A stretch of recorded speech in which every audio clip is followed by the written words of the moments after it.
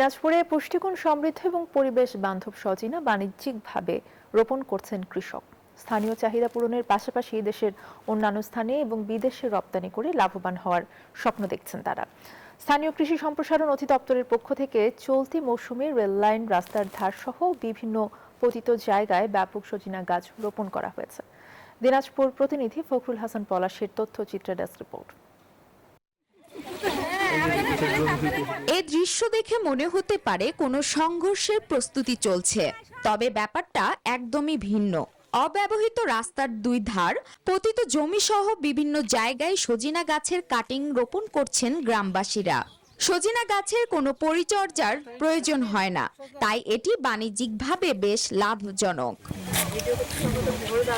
এছাড়া সজিনার পাশাপাশি এর পাতার ঔষধি গুণ থাকায় তা বিক্রি করে বাড়তি লাভবান হতে পারবেন চাষিরা। আর রাস্তার দুই ধারে আমরা ওই যে সজনা গাছের প্রকল্প চালু করছি। আমরা এখানে প্রায় 500-550 মতো গাছ অটোমেটিক লাগাই ফেলছি।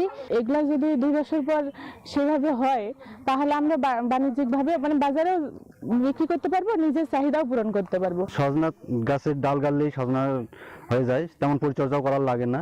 আগামী 2-1 বছরে এই গাছগুলোতে ফলন আসতে শুরু করলে স্থানীয় চাহিদা মিটিয়ে রপ্তানি করা সম্ভব হবে বলে মনে করছেন এই কৃষি কর্মকর্তা।